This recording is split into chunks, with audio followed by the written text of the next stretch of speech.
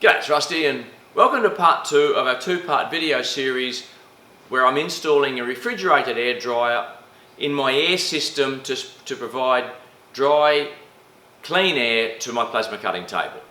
Now in the first video I showed you the actual unit, the CPX-50, which is the Chicago Pneumatics 50 CFM unit, and my air compressor is a 22 CFM unit, so I'm putting that through a 50 CFM unit so I'm not overloading it. And the main idea for the air dryer is because I always believed that my air was dry because my silica gel beads were blue, and it's not the case. So we need the plasma cutter I'm using, the Thermocut SD55, has a requirement for dry air to ISO standard, I think it's 8573-1 Class 1.2.2, which basically tells me that it needs to be dry air at 3 degrees C, and the pre-filter and the post-filter that I've installed achieves the cleanliness of the air and also as a coalescer on the outlet in case there's any oil coming from the compressor. So in part 2 we're actually going to start cutting some items on the table, and in fairness to the setup and the torch and everything, I'm going to put brand new consumables in because we've been chewing up consumables, pitting the end of the electrode and also pitting the inside of the nozzle, and that's been caused by moisture in the air. When it hits the 10,000 degree plasma beam, basically the steam in the moisture is just flashing off and it's exploding, and it's actually pitting the end of the electrode. So in fairness to the test, I'm going to put brand new consumables in. We've put new blue desiccant beads in the desiccant dryer on the table, and I'll just show you briefly what's changed. Not a lot's changed. All we've basically done is taken the big 1-inch desiccant dryer out. We're still using our condensate trap, the one we made out of 1-inch copper pipe with the drain legs on them. We're still using that. The air dryer is now after that. Comes out of there's got a pre-filter going in, post-filter coming out. We've got the regulator, goes to the table, 1/2-inch moisture trap, desiccant dryer. We've got a brand new element in the motor guard filter, and then the air goes into the plasma cutter. So let me get this set up, and we're going to run a couple of test cuts on the table. I guess we're going to hear a difference if there's a different sound. We're also going to have a look at the cut both on top and underneath, and I'm going to run book settings for the cutter so we have a baseline. Okay, so let's get into that. So this is the new CPX-50 refrigerated air dryer. So as I mentioned before, we still come out of the compressor into my condensate trap, which is these vertical legs on the wall. Each second leg's got a drain valve so we can drain moisture out of these. We're now coming out of our oscillation valve around into this pre-filter, which is a 3 micron filter, through the unit, out the other side to this post filter, which is a 0.01 micron filter, a coalescer. This is our moisture trap and regulator that goes to the plasma cutting table, and I'll just show you on the table what we've got here, which you've had before. This is not new. This is the 1/2-inch moisture trap.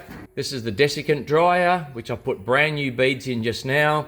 The AT1000, which is the motor guard filter, has a brand new element in it. I've just put a pressure gauge up here so I can make sure that I've got the same, oh, I can't see that.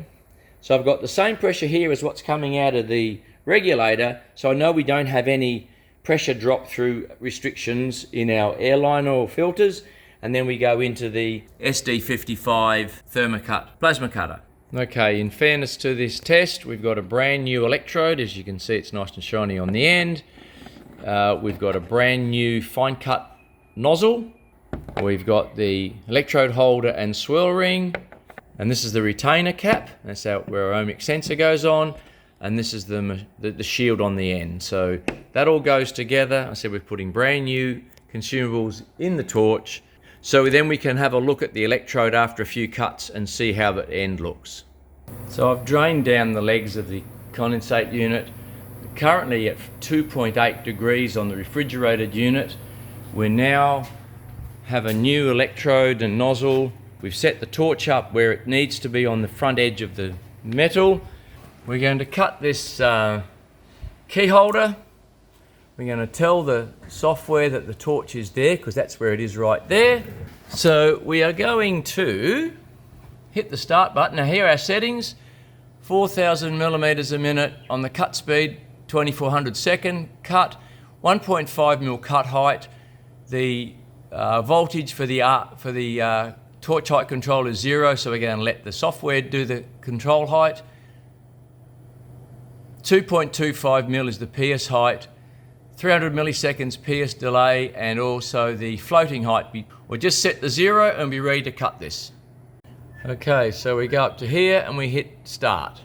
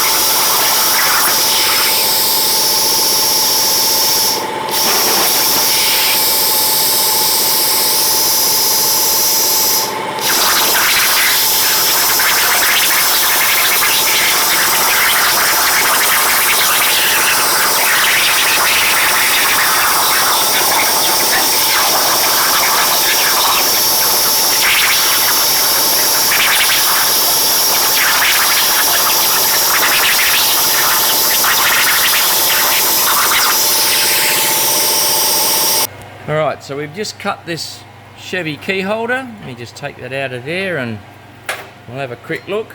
I'm not sure what to expect yet. We have a build-up of dross on the back side, but a lot of that will come off pretty easy when I clean it.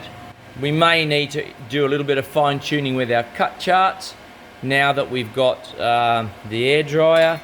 I said we may not see anything straight away. It might be a case of some longevity of the consumables.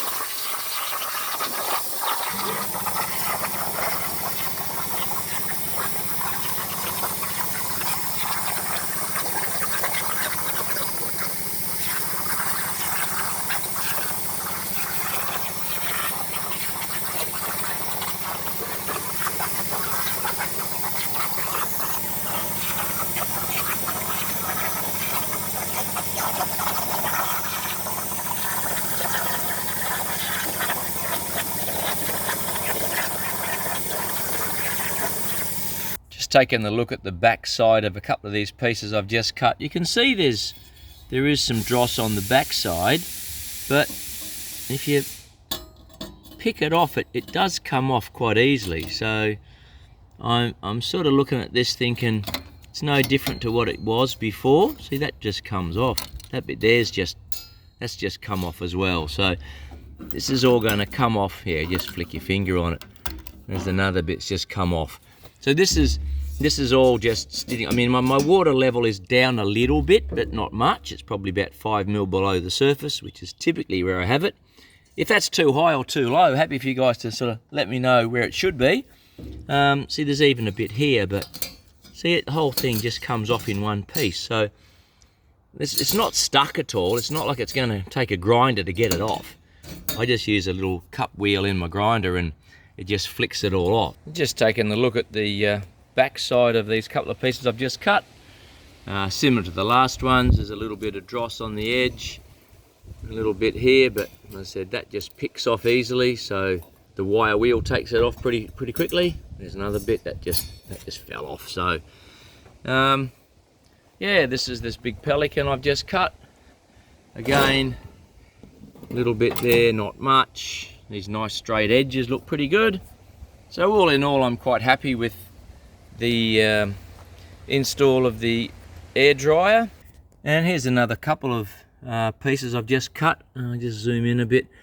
As you can see, it's a little tiny bit, but yeah, I'm liking this. I'm really pleased. But yeah, the actual dross on it, like I said, there's a little bit there that just picks off. It's not going to be a problem. Does look a lot cleaner actually. So first impressions, yeah, I'm really pleased with that. Obviously the consumable life is going to be the big thing. Now, using the cupped wire wheel on my grinder, I've just quickly gone over the back side of one of these and you can see it's come up really clean. So yeah, not a lot of effort involved in getting that nice and clean. So I'll do the other side. These got to be painted. So yeah, easy to clean, happy with that. Well, we're just taking a quick look at the end of the electrode. This is the new electrode I put in, and that's inside the nozzle, if you can see that. We've got about 20 minutes of cut time on these consumables. So I guess time will tell how quickly they wear.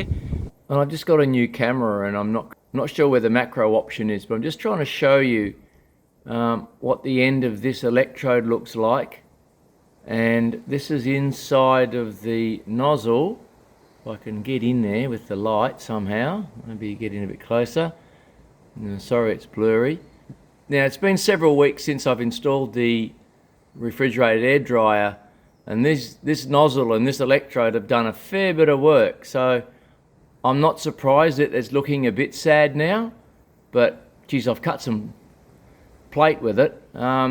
So yeah, I'm thinking that this is probably on the verge of needing to be replaced. I know it's sort of hard to get in there and show you what I think it's meant to look like. But yeah, apologies for the new camera not doing what the old one used to.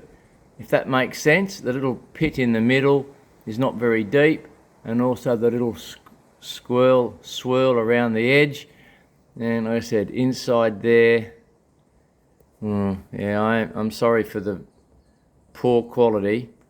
I'm trying to show you what it looks like, but yeah, I'm not having much joy here.